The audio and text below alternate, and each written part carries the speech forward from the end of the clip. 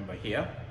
So today we're going to learn about simulating a three-phase balanced YY circuit using MATLAB Simulink. Let's start. Of course, the first thing you need to start is you need to open your MATLAB, right? And just one identifier there as we are still here. Make sure your MATLAB is classroom licensed. That's very important because sometimes you will have Simulink, but you will not have some of the packages that we use that are under Simulink. So if you have classroom license, then we can go ahead. So the first thing, like what I said, we need to have MATLAB Simulink. MATLAB open. Once you open your MATLAB, right, we're going to use Simulink. So you just go to Simulink, this block right here. Just click on Simulink. It takes its time to initialize. So when we go to Simulink, there are some predefined models that you can find there, but what we want to use today is a black model. We want to start building our own model from scratch. So we'll go with the black model.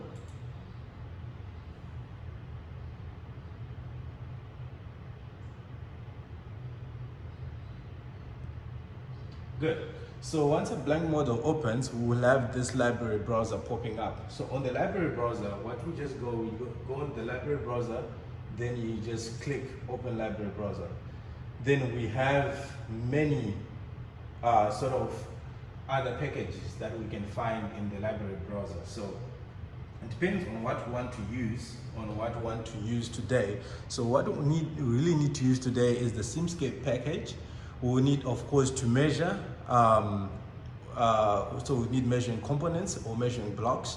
We need to display results. So of course we need some displaying components or displaying blocks. This will mimic the real life sort of scenarios or the real life equipment that we will normally have in the lab, right? So I will start.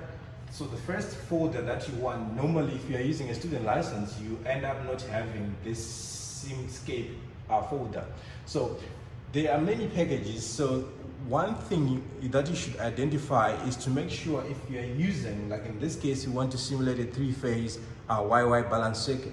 So where we are getting these components, the folder should be specialized power systems normally, right? I will show you where this works or how to, a shortcut to identify if you are using the right sort of components. So I'll start with, you go to Simscape. So we need to add the blocks. So we go to Simscape, just click once on Simscape. Then you find electrical foundation libraries utilities. In this, we'll go to electrical. We want to use electrical components, of course. So just double click electrical. And in electrical, you will find many other integrated circuits that are there or other folders that are there. So you use the specialized power systems. In this specialized power systems library, that's where we get almost most of our components that we need to use in electronics or in converters or in introduction to AC systems, basically. So once we are now in our specialized power systems, and as you can see, what we've been doing, you can see it on your left hand plane of the Simulink browser. You can see which folders you entered and under which folder was the drop down menu will guide you into what you are in right now. Like right now, I'm in electrical under specialized power systems. So under specialized power systems, we find many things. We find fundamental blocks. These fundamental blocks are basically the components that you need to use.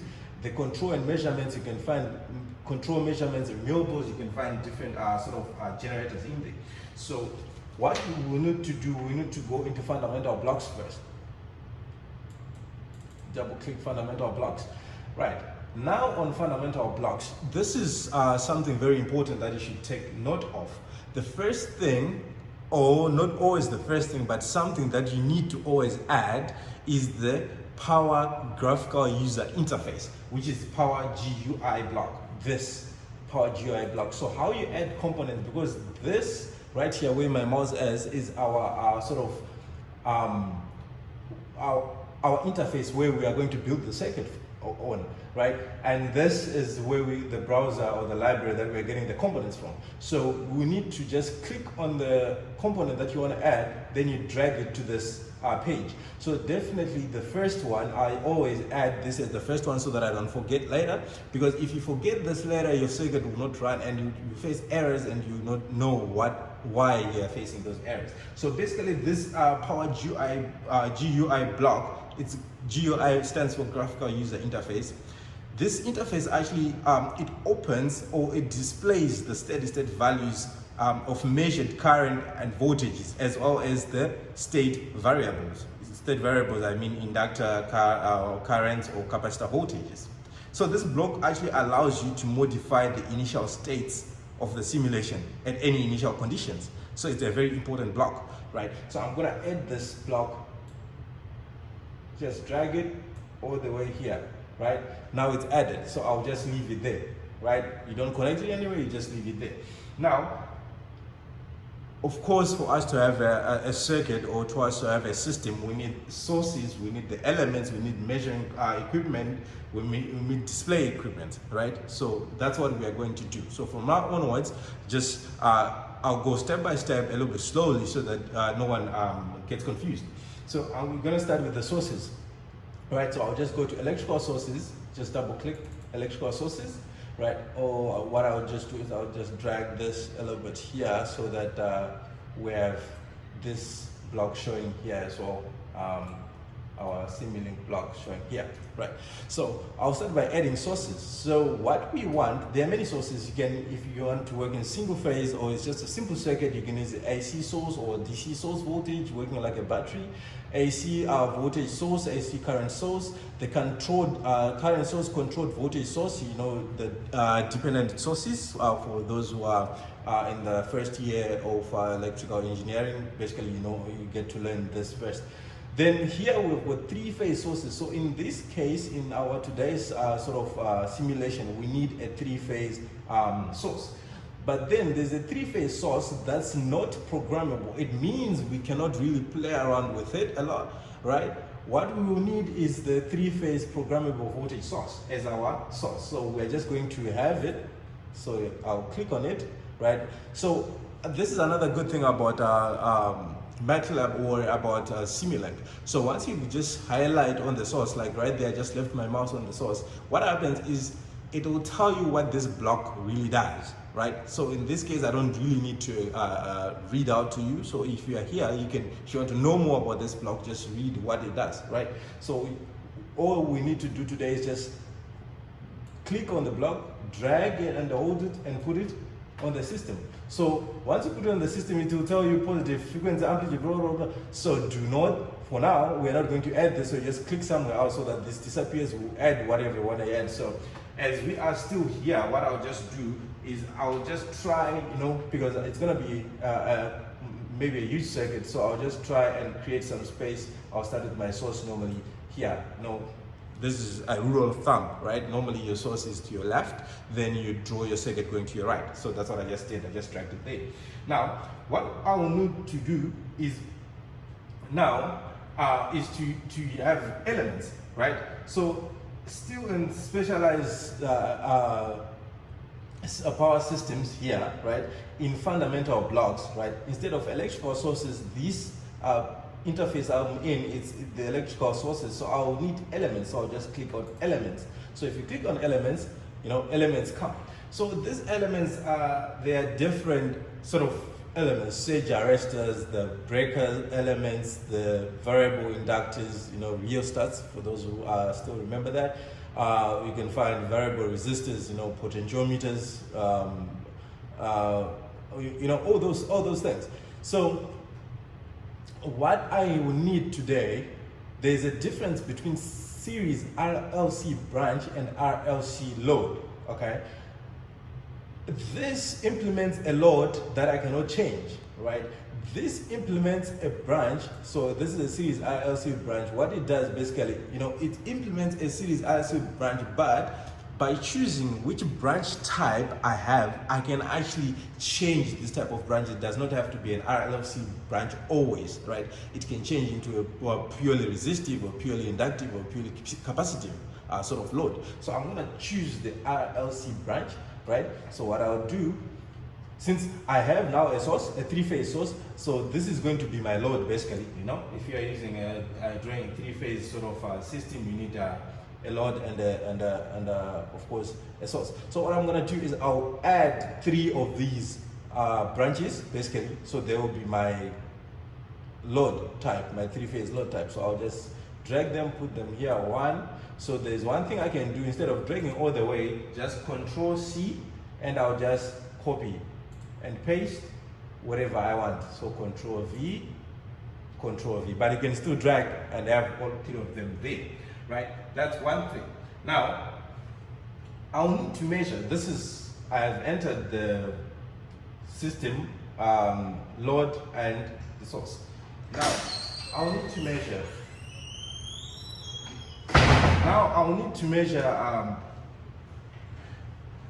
The voltages and the currents in this. So what I'll do is I'm gonna take measurements, but where do I take the measurements from? Still in the same sort of block, electrical systems, right? Specialized power systems. Then I'll just go into the control and measurement. Can either go to the control and measurement block. In here, I'll get the RMS value from measuring. In this measurements, I'll get my current measurement and my voltage measurement sort of blocks. So I'll just need to measure current at one point. So I'll just click here and drag it wherever I want. Then I'll need to measure voltage at one point. So I'll click here and drag this here as well, right? Now, from there, I'll need to measure RMS values. You know, like what we explained, what I explained before in our previous sort of tutorial where we were doing the RMS value measurement. So in RMS value measurement, we figured out that our multimeters, basically from the lab, they measure RMS values, right? Root mean square values. So that's what we need to also identify here and see what's the difference between the root mean square, and if that equation still holds, like, okay, fine, you're saying VRMS is equal to VP divided by root 2, or 0.707 times root 2 is times VP. Is that correct? So to see if it's correct or not, what we're going to do is I'm just going to get an RMS measurement block. So what I'll do, still in the specialized power systems, I'll go to control and measurements. In control and measurements, I'll go to RMS block. So you just go to this measurement and get RMS block. This RMS block will measure the true or root mean square value of whatever we'll measure. So I'll just drag it and put it somewhere here, right? That's one. Now I'll need to display the results of this, right? Because these will just measure, but where are the results going to be displayed, right? So there are many ways of doing this. So the first thing I'll just do is, if you go back where we really started, where Simulink, library browser Simulink, and under Simulink you just go to sinks, right? You go to the block sinks. Just click on sinks. You find a floating scope, you find workspace, XY graph, scope, display. So what we just need is to have a display. Now this will display the value, basically, right? Just a number. Then we'll have an oscilloscope. So oscilloscope in here, it's named scope. So if you see scope, it mimics an oscilloscope. Though the advantage of this type of scope is we can give as many inputs as we can, unlike the lab oscilloscope where we have maybe only, or the old lab oscilloscope where they have like only 2 sort of inputs. So in this one, we'll just get this scope. I'll show you how we can add even more sort of inputs to this scope, right? Now, we have sort of our components, everything. But as I said, just if you remember from like using other softwares like iCap or PSpice or LTSpice, I told you if you run a circuit without a reference ground, right, it will use any reference. So there are 2 things that you're probably gonna face. One, it will give you incorrect results, right? Because it uses a different reference. Or second, it will not run at all, it will show you an error. So what we need to add is we need to add a ground, right? Now I need to show you. So you can still go through all this Simulink browser, then you know, identify the ground that's under specialized power systems, but there's one shortcut that you can use on Simulink. So if you just click anywhere on the interface where you're drawing your sort of circuit, and you just type what you want to find. So you can type all these components that we, like what I promise you that I'll show you an easier way or a shortcut. So you can actually type on the interface itself, then you can find whatever component you want to find. Like in this case, I'm missing a ground, so I need a ground. So what I'll just do is just click once on the interface, then just type ground. Right? So typing ground, what I'll have many grounds. So I've got the ground in sources, then I'll have ground HDL coder sources, then I'll have ground that's under fundamental blocks and elements, then I have another ground. So you need to know which ground you're actually using, right? So if I click on this ground, I'll find a ground that has got this arrow, right? This is not in the same block as I was supposed to get all the fundamental blocks that I was using under specialized power systems. So this is a wrong ground initially. So I'll need to delete this ground, then again type ground, right? Now, which ground do we want? You know, this ground, this is ground under specialized power systems in fundamental blocks, under elements. This is the ground that I want. If I take this ground again, just for learning purposes, I'll click on this ground, and as you can see, we're actually dragging, okay, there's just a hold up right there. But again, we get this sort of ground. So I'll need to delete this. This is not the ground I want. So I'll now just type again, and we get the correct ground, right? So under specialized power systems, right? Under specialized power systems, it goes into fundamental blocks elements. So I'll click on this ground. So this is the ground we want. As you can see, it's under specialized power systems, and it has this connector, so it can easily be connected on other components of the circuit. So this is the correct one. So this is just how you can identify if you're using the correct sort of component under the correct block, you may say. Now I have these components lying around. So what's left for me is to actually connect this system as a three-phase system, right? Now I'll just, if you just click on a component, because I want it to look just like a Y, because this is like a YY circuit, if I may say. So I'll just click on a component to rotate them, right? So you can rotate, I'll just rotate clockwise, and I'll put this one here. Then I'm gonna rotate this clockwise again. Then I'll put it somewhere here. Then I'll rotate this clockwise again and put it at the top there, right? So what I'm just gonna do is I'm gonna move around these components so that we have sort of enough space for us to really display everything, right? That, so that we don't get confused as well. That, and yeah, my interface, I just leave it there, right?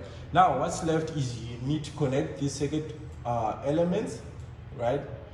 You need to connect them in just using a line, right? You need to connect them just using a line. Now, how you connect is you just click on the beginning of, there's this simple empty square connector. So what I'll just do is you click on it, then you just drag your mouse till you get there. Then it finishes the connection by itself, right? So that's how you go, you click, that's how you create a line, right, in Simulink. So you just click here, then drag, then if the line becomes black, it means it's now connected, then you leave, right? Then, now I have a ground that I'll connect to neutral. In this case, I'll just connect the ground to neutral, right? Now, I'll need to know where to connect and how to connect this circuit using, initially, right? Initially, you can just have this one, right, as phase A connected to this sort of load. Then I'll have this one as phase B connected to this load. Then I'll have this one as phase C connected to this load, right? If you want, you can just drag this line like this. Just click on it, highlight, so you actually see something like this. So I've connected phase A, phase B, and phase C in this manner, right? Now, I can just, to one phase, I can connect the voltmeter for me to display the voltage. So until the line becomes black, it means there is no connection until the line becomes black. What I'm doing right now, if I just see a black line, now there's a connection. So as we know, we connect voltmeter or voltage, we measure voltage across a component, right? So I need voltage across this load in this case, right? Then I can, so here what I'll measure, this voltage that will be measured here, it's not the RMS voltage, right? It's the peak voltage that will be measured. So I'll need to measure the RMS voltage. In this case, I'll just make this connection to measure the RMS voltage, and I might need to display this RMS voltage, so I can just display this RMS voltage here, right? Then depending on what I want to connect on the scope, this is my oscilloscope, right? I can connect peak voltage, right, to measure peak voltage from the oscilloscope. Now I'll need to measure current, right? Depending on where you want to measure current, like what we always know, you measure current through a component, right? You measure current through a component or through a wire. So what we need to do is we need to break this line, right? Just highlight it and press delete, right? And put, this is like an ammeter, right? Put an ammeter in between so you can measure the current from the source. So it's just like this, and using the small box, you connect like this, right? You're measuring current in this. So if you want to display this current as well, right? If you want to display this current, it's up to us. So what we can do, one thing, you can have the RMS value and this display. So you just highlight this, right? Control C, so that you just copy and paste the same, because it's the same blocks, right? You can still go the long way where you can have everything, then do a reconnection again. So here you can be Control C, click where you want to put it, Control V, right? Now there you have it, right? There, right? And you just make sure you make this connection. So you can delete that and just connect this to here, like that, right? Now, that was just connection of the components. So, but we had not yet added any parameters. No, what is our voltage source taking? What are the loads? What is the frequency? And these frequencies should be in all other components that actually have sort of frequencies with them, right? So we need to change the load. I will just start with the simple load of 34 ohms, right? Purely resistive. So what you do is you just double click on the component, then it gives you this sort of page where you are going to identify, or you're going to input the parameters of the component. So in this case, I don't want an RLC branch, I just want a resistor. So you just, on the branch type, there's a drop down menu, just click R. So once you just click R, only one value remains. So what you do, you just write, if you write 34 in this case, this is just 34 ohms. Then if you do not apply, this change is not yet applied on the sort of component. So you need to apply first. Then once you apply, you click OK, right? So I'm going to do this for all the other load parameters. Since it's a balanced one, I'm just going to balance it all the way with the same sort of value of resistance.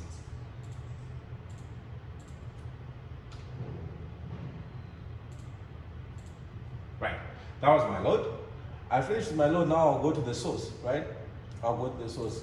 Just double click on the source. So on the source, right, what we will have is, it will tell you this is a positive sequence. The first value should be the amplitude RMS phase-to-phase value. The second value should be your phase angle. The third should be frequency, right?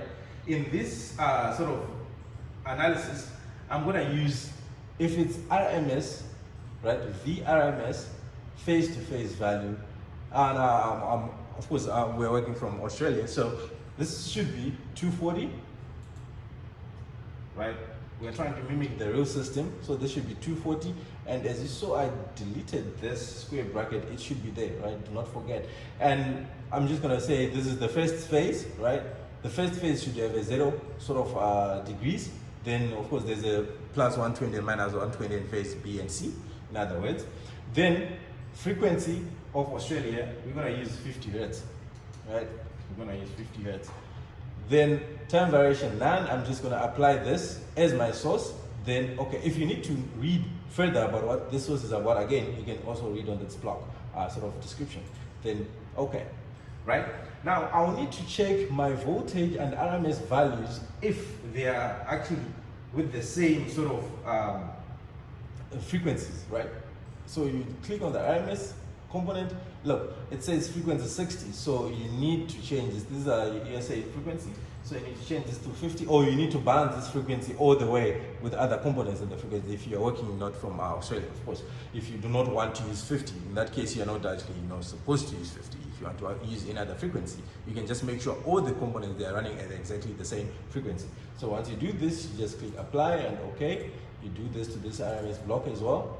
Just make sure it's same frequency. Okay, 50 hertz. I apply, I say okay. Just go on my voltage source. Okay, right. Now you go to the display. Okay, right. It's floating, it's okay. Just go. Now on the scope, right, there are many things you can do on the scope, right? You can choose on what you want to see on the scope. Okay, later I will actually, once we simulate, I will show you what you can see on the scope if you want. But you can choose what you want to see. You can choose the scale. You can, edit the scope as you like, as you wish, right? So you can say go to settings, right? On settings, I'll just want us to change the sample time to maybe 0.0001, right? Not negative. And what we want to display, let me just see.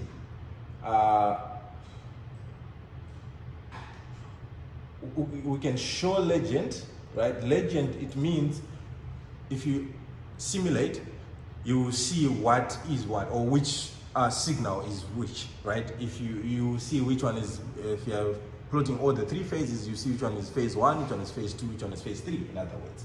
Right, so I'll just click apply. You can go to logging, how you want to log your data, right? So you can play around with the axis, show time axis label, show voltage axis label, just like on the oscilloscope, right? So once you think your settings are okay, just apply and say okay, right? You can still close the scope, right? That was just a setting. Now, once you finish connecting everything, then once you think your circuit is correct, right, all you need is just run the circuit, right? All you need is just to run the circuit.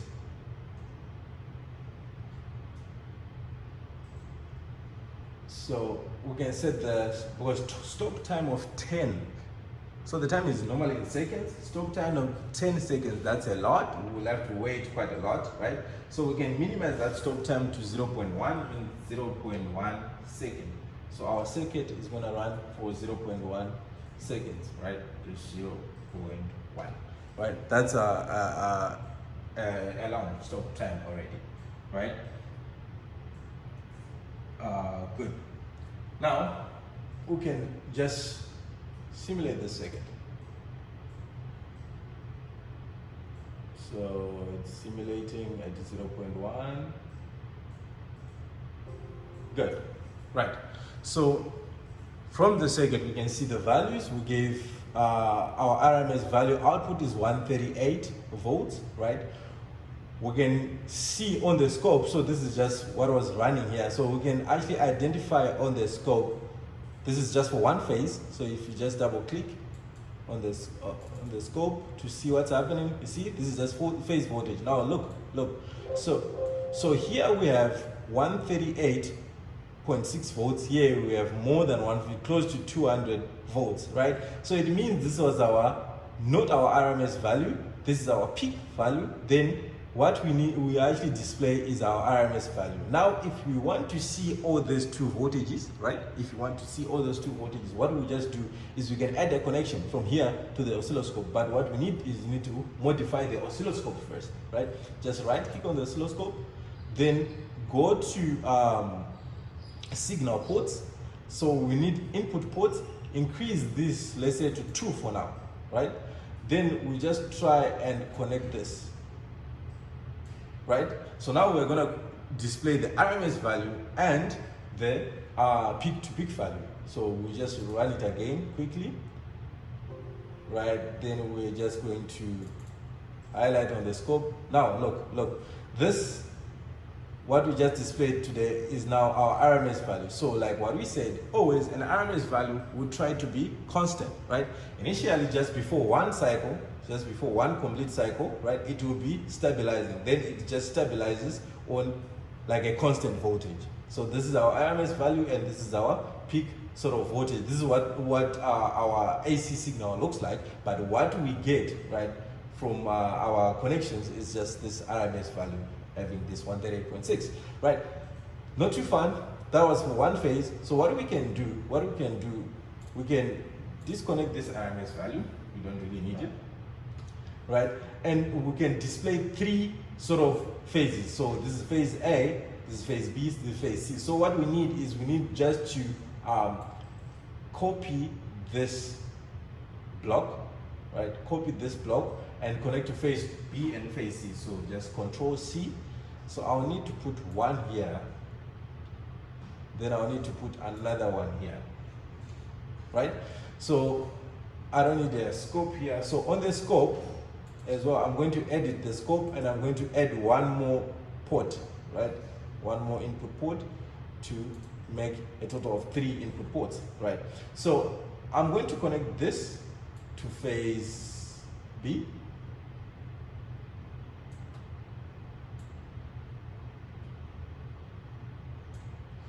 Then I'm going to connect this to phase C.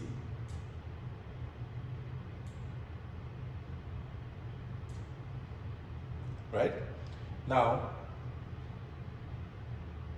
oh yeah, and the current as well, yeah, it has been displayed. Now, I'll need to measure not the RMS values, but the voltages, peak voltages of phase B and phase C, right?